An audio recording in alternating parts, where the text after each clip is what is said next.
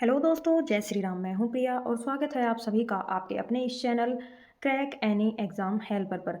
तो ये जो हमारी वीडियो रहने वाली है ये रेलवे के एग्ज़ाम के लिए रहने वाली है और इसके अंदर जो आपके 2024-25 के अंदर एग्ज़ाम कंडक्ट करवाए जाएंगे उसके लिए कुछ most important PYQ previous year questions रहने वाले हैं। साथ में आपको करंट अफेयर भी करवाई जाएगी ताकि आपके एग्ज़ाम के लिए ये ज़्यादा से ज़्यादा बेनिफिशियल रह सकें। ये पीडीएफ भी मैंने आपके लिए बहुत अच्छे तरीके से तैयार की है। तो इसके अंदर मोस्ट इंपॉर्टेंट क्वेश्चन रहने वाले हैं। बिना किसी क्वेश्चन को स्किप किए हुए या वीडियो को बीच में से स्किप किए हुए सभी क्वेश्चंस को आपको लगाना है।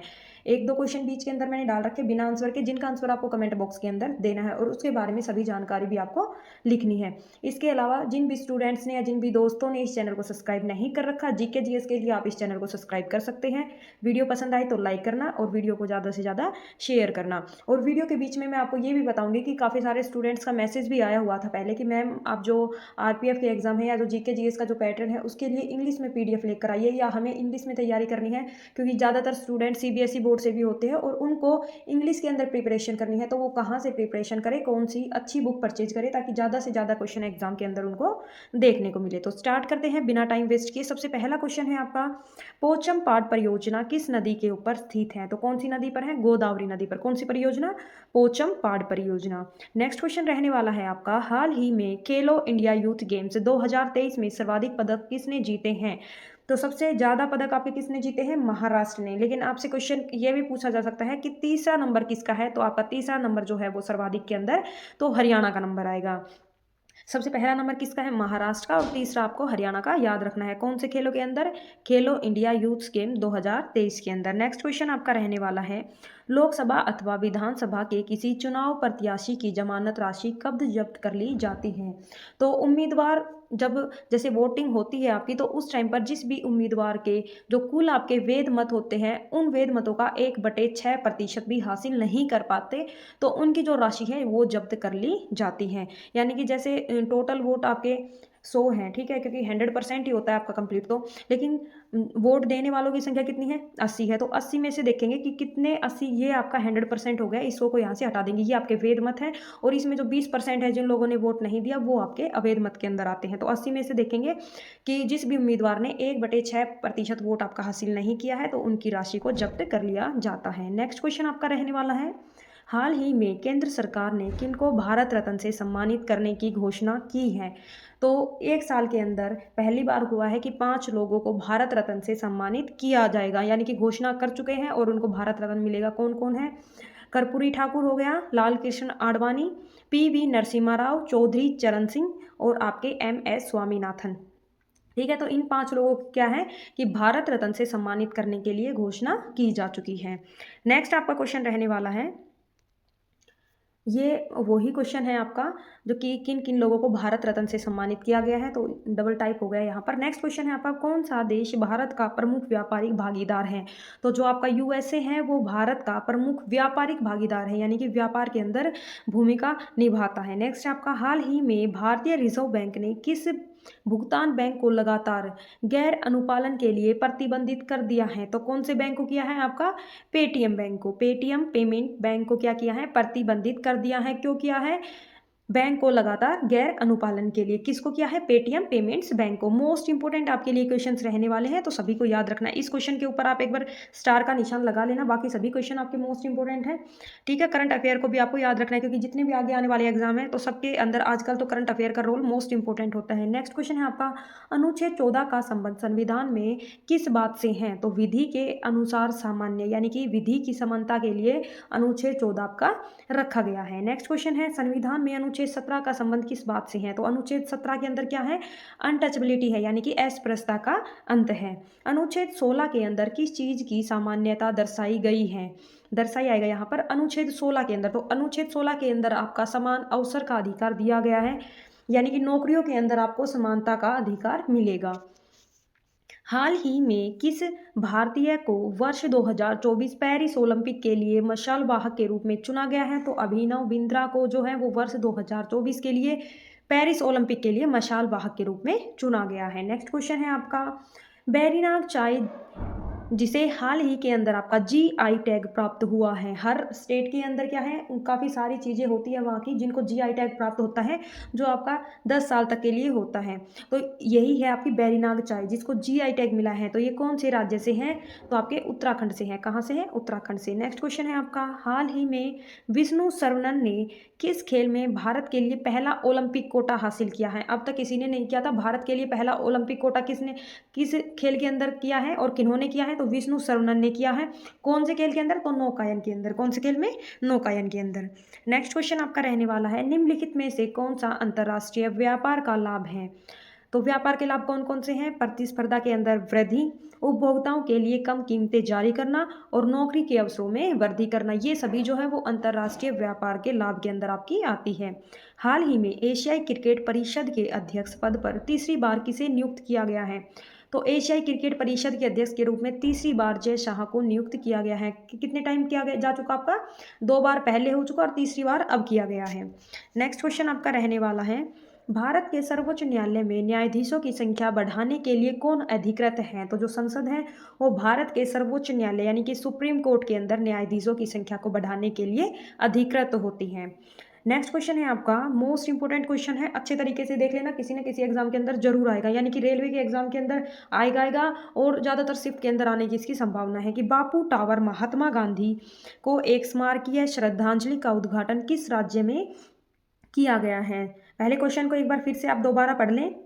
तो ये जो क्वेश्चन है इसका आंसर आपका आएगा बिहार के अंदर। कौन से राज्य के अंदर, बिहार में। और बिहार के अंदर अगर आपसे पूछे तो पटना के अंदर कितने मंजिला बनाया है आपका, 6 मंजिला जो टावर है वो, और कितने फीट ऊंचा रहने वाला है, ये क्वेश्चन भी आपका आ सकता है। तो 120 फीट, याद रखना 120 फीट, और कॉपर और तांबे से बनाया गया है।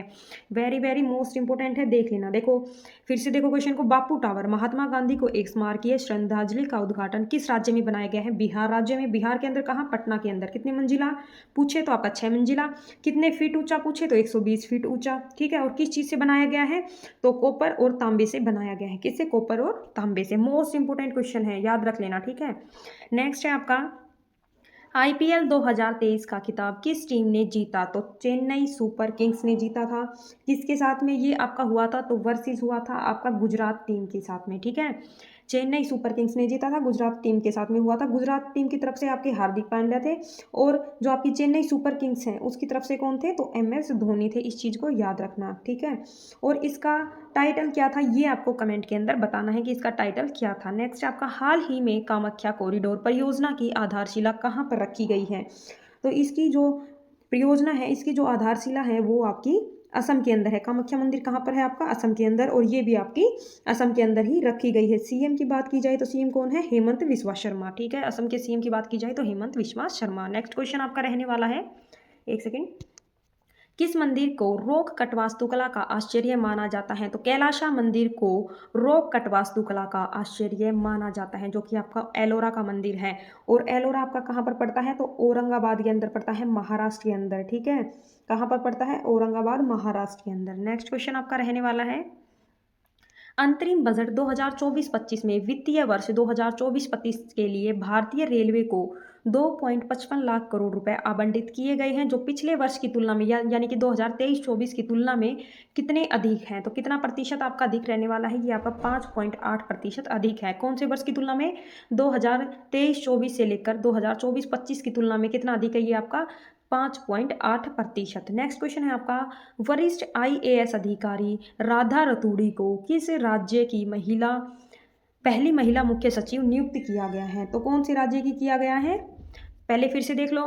पहली महिला मुख्य सचिव कौन बनी है, राधा रतूड़ी, ठीक है, नाम याद रखना। और दूसरा किस राज्य के अंदर बनी है आपकी, तो उत्तराखंड राज्य के अंदर। नेक्स्ट क्वेश्चन आपका रहने वाला है, निम्नलिखित में से मुद्रा राक्षस के लेखक कौन है। तो मुद्रा राक्षस जो आपकी पुस्तक है उसके लेखक कौन है, विशाख दत्त। कौन रहे हैं, विशाख दत्त। काफी बार एग्जाम के अंदर ये क्वेश्चन आपका पहले पूछा जा चुका है। नेक्स्ट है आपका, अधिकांश भू प्रॉपर्टी किस सेल से बनी है आपकी। तो अधिकांश भू प्रॉपर्टी जो है वो आपकी आग्नेय सेल से बनी हुई है। नेक्स्ट क्वेश्चन है आपका, ऐतिहासिक समान नागरिक संहिता विधेयक पारित करने वाला पहला राज्य कौन सा बना है। इससे पहले कोई भी राज्य नहीं था। तो करंट का क्वेश्चन है, हाल ही में ऐतिहासिक समान नागरिकता हासिल विधेयक पारित करने वाला पहला राज्य जो है वो भी आपका उत्तराखंड बना है। कौन सा राज्य बना है, उत्तराखंड। नेक्स्ट है आपका क्वेश्चन, भारत में रेल बजट को आम बजट से अलग पेश करने की प्रथा किस वर्ष शुरू की गई थी आपकी? तो सबसे पहले क्या था, जो आपका रेल बजट और जो आपका आम बजट था वो दोनों एक साथ ही पेश होती थी। लेकिन बीच के अंदर इन दोनों को अलग हटा दिया गया, रेल बजट आपका अलग आने लग गया और आम बजट आपका अलग होता था। तो ये वर्ष 2024 के अंदर क्या किया गया था कि रेल बजट और आम बजट दोनों को क्या किया गया था, अलग-अलग कर दिया गया था। नेक्स्ट आपका भारत की पहली ट्रेन कितनी दूरी तक चली थी? तो ऑप्शन में आपको मिलेगा 33 किलोमीटर, 34 किलोमीटर, 35 किलोमीटर और आपका 36 किलोमीटर, यानी कि 1 किलोमीटर का आपका फ़र्क होगा। तो काफ़ी सारे स्टूडेंट कन्फ्यूज़ रहते हैं 35 और 34 के बीच में। तो ये आपका 34 किलोमीटर आएगा। 34 किलोमीटर कब चली थी? तो सबसे पहले ये 16 अप्रैल को चली थी। सन पूछे तो 1853 में, और डलहौजी के शासनकाल में चली थी, मुंबई से थाने तक। किसके शासनकाल में? डलहौजी के शासनकाल में। देखो, जितने भी सीबीएसई बोर्ड के स्टूडेंट हैं जिनको इंग्लिश के अंदर प्रिपरेशन करनी है, तो आप लोगों के लिए एजुका जोन की स्पेशल रेलवे के लिए आपके लिए बुक निकाली गई है, जो कांस्टेबल एसआई का एग्जाम है उनके लिए। मेल फीमेल दोनों कैंडिडेट्स इनको परचेज कर सकते हैं। दूसरा, इसके अंदर क्या क्या बेनिफिट आपको मिलने वाले हैं वो चीज़ देखेंगे। तो 20 आपको प्रैक्टिस सेट दिए जाएंगे विद एक्सप्लेनेशन, यानी कि सबका सबसे अच्छी बात है एक्सप्लेनेशन कर रखा है। 2500 प्लस क्वेश्चन आपको यहाँ पर देखने को मिलेंगे। देखो किस तरीके से इस बुक को आपके लिए डिजाइन किया गया है, बहुत अच्छे तरीके से। यहाँ पर 50 क्वेश्चन जो है वो आपको जीके जीएस से देखने को मिलेंगे। देन उसके बाद में आपको रीजनिंग के क्वेश्चन मिलेंगे और फिर उसके बाद में आपको मैथ के क्वेश्चन दिखाई देंगे। विद एक्सप्लेनेशन आपको ये क्वेश्चन दे रखे हैं, साथ में आंसर भी है और एक्सप्लेनेशन भी कर रखा है, यानी कि उनसे रिलेटेड जितने भी आपके पॉइंट्स बन सकते हैं आने वाले एग्जाम के अंदर, तो वो सभी आपके लिए यहाँ पर क्लियर कर रखा है। ज़्यादातर क्वेश्चन आपको एग्जाम के अंदर इस पीडीएफ से या इस बुक से आपको देखने को मिलेंगे। अधिकतर क्वेश्चन आपके यहीं से आएंगे। तो इस बुक से आप प्रैक्टिस जरूर करें, लेकिन प्रैक्टिस के लिए क्या होता है, सबको कंसेप्ट क्लियर करना बहुत जरूरी होता है। तो कंसेप्ट क्लियर करने के लिए इनके साथ देखो इन्होंने 2 बुकों को लॉन्च किया है। पहला आपका प्रैक्टिस सेट होगा। प्रैक्टिस सेट आप तब लगाओगे जब आपके कंसेप्ट क्लियर होंगे, और कंसेप्ट क्लियर करने के लिए यहाँ पर इन्होंने स्टडी गाइड भी दे रखी है। ये देखो यहाँ पर आपको ये स्टडी गाइड भी मिल जाएगी, बिल्कुल रीजनेबल प्राइस के अंदर है, और आपको ये प्रैक्टिस सेट भी मिल जाएंगे। इनको आप, ये कहाँ की बुक है तो देख लेना, एजुका जोन की बुक है, उनके द्वारा पब्लिश की गई है। बहुत अच्छे तरीके से इसको डिजाइन किया गया है। ज़्यादातर क्वेश्चन आपको इस बुक से देखने को मिलेंगे। इस बुक को जरूर से जरूर परचेज करें वो स्टूडेंट जिनको इंग्लिश के अंदर आपकी प्रिपरेशन करनी है। इसको आप डिस्क्रिप्शन के अंदर लिंक दे दिया जाएगा, वहां से आप इसको बाई कर सकते हैं।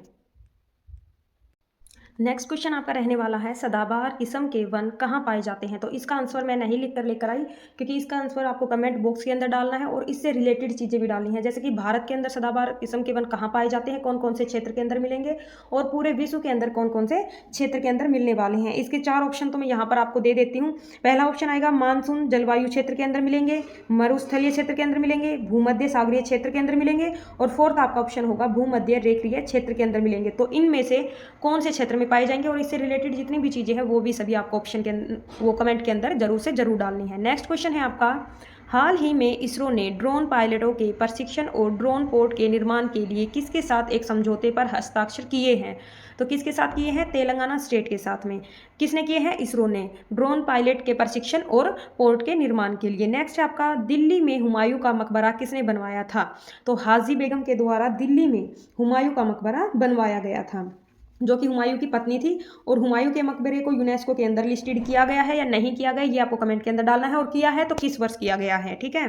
नेक्स्ट क्वेश्चन आपका रहने वाला है, भारतीय संविधान का कौन सा भाग नागरिकता के प्रावधान से संबंधित है? तो भाग 2 जो है वो आपका नागरिकता के प्रावधान से संबंधित है, और इसके अंदर आपका अनुच्छेद 5 से अनुच्छेद 11 आता है। 5 से अनुच्छेद 11 तक जो है वो आपका भाग 2 रहता है। नेक्स्ट क्वेश्चन है आपका, हाल ही के क्रिकेट इतिहास में क्रिकेट के 3 प्रारूपों में शीर्ष पर पहुंचने वाले सबसे पहले गेंदबाज कौन थे? तो जसप्रीत बुमराह जो है वो तीनों प्रारूपों के अंदर शीर्ष के ऊपर पहुंचने वाले पहले गेंदबाज थे। नेक्स्ट क्वेश्चन है आपका, आईपीएल 2023 सीजन में टूर्नामेंट का सर्वश्रेष्ठ खिलाड़ी कौन सा था? 2023 की बात की गई, किसकी? आईपीएल की। तो आईपीएल के अंदर कौन था? शुभमन गिल, याद रखना शुभमन गिल। ठीक है। संपत्ति के अधिकार को मौलिक अधिकारों की सूची से किसके शासनकाल के दौरान हटाया गया था? तो जो आपके मौलिक अधिकार हैं वो पहले मौलिक अधिकारों की सूची में आते थे। 7 मौलिक अधिकार थे, घटकर कितने हो गए थे आपके? 6 हो गए थे। किसके शासनकाल में हटाया गया? तो मोरारजी देसाई के शासनकाल के अंदर हटाया गया था। इसको अब किसके अंदर जोड़ा जा चुका है? तो इसको 300A के अंदर जोड़ दिया गया है, फंडामेंटल राइट्स के अंदर 300A के अंदर, याद रखना इस चीज को। नेक्स्ट आपका, हर वर्ष विश्व दलहन दिवस यानी कि दाल दिवस कब मनाया जाता है? तो 10 फरवरी को हर वर्ष जो है विश्व दलहन दिवस के रूप में मनाया जाता है। और इसके साथ में जो सबसे ज्यादा क्वेश्चन है आपका कि दालों का सर्वाधिक उत्पादन कौन सा देश करता है? तो आपका भारत देश ही करता है। ठीक है। और ये तो आपका 10 फरवरी है। अगर 10 जनवरी पूछ ले कि 10 जनवरी किसका दिवस है आपका, तो विश्व हिंदी दिवस के रूप में 10 जनवरी को मनाया जाता है, विश्व हिंदी दिवस। नेक्स्ट क्वेश्चन है आपका, निम्नलिखित में से किसने 2 पूर्ण अवधियों तक भारत के उपराष्ट्रपति पद को संभाला था? तो एस राधाकृष्णन ने 2 पूर्व अवधियों तक क्या है भारत के उपराष्ट्रपति पद पर रहे थे।